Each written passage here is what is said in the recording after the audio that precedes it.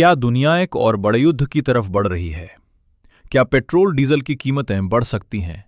और सबसे बड़ा सवाल, अगर मिडिल ईस्ट में तनाव बढ़ता है तो भारत पर क्या असर पड़ेगा? आसान भाषा में, पश्चिम एशिया यानी मिडिल ईस्ट में हालात फिर से तनावपूर्ण होते जा रहे हैं, खासकर ईरान और इजराइल के बीच, और इसका असर पूरी दुनिया की अर्थव्यवस्था पर पड़ सकता है। स्ट्रेट ऑफ होर्मुज दुनिया का सबसे अहम तेल रूट है, जहां से करीब 20% ग्लोबल तेल सप्लाई गुजरती है। अगर इस इलाके में तनाव बढ़ता है या रास्ता प्रभावित होता है तो तेल की कीमतें बढ़ सकती हैं। हालांकि अभी तक इस रास्ते के पूरी तरह बंद होने की कोई आधिकारिक पुष्टि नहीं है, लेकिन खतरा हमेशा बना रहता है। भारत अपनी जरूरत का बड़ा हिस्सा तेल बाहर से खरीदता है, इसलिए अगर ग्लोबल कीमतें बढ़ती हैं तो भारत में भी पेट्रोल डीजल महंगे हो सकते हैं। हालांकि सरकार समय समय पर टैक्स में बदलाव या अन्य उपायों से जनता को राहत देने की कोशिश करती है। भारत के पास स्ट्रैटेजिक ऑयल रिजर्व्स होते हैं जो इमरजेंसी के समय काम आते हैं।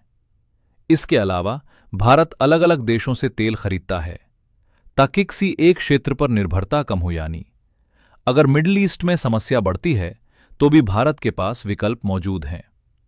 सोशल मीडिया पर कई बार ऐसी अफवाहें फैलती हैं कि देश में लॉकडाउन लग सकता है, लेकिन अभी तक सरकार की तरफ से ऐसा कोई आधिकारिक बयान नहीं आया है। यानी फिलहाल लॉकडाउन की कोई पुष्टि नहीं है, तो अफवाहों से दूर रहें और सिर्फ सही जानकारी पर भरोसा करें।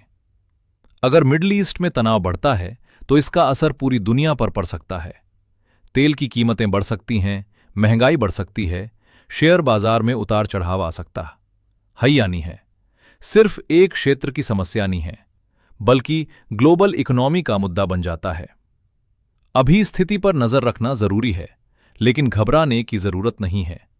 अभी कोई बड़ा आधिकारिक संकट घोषित नहीं हुआ है, लेकिन भविष्य में क्या होगा ये हालात पर निर्भर करेगा। तो दोस्तों, ये थी पूरी सच्चाई मिडिल ईस्ट टेंशन और उसके असर पर। जानकारी रखें, लेकिन अफवाहों से बचें।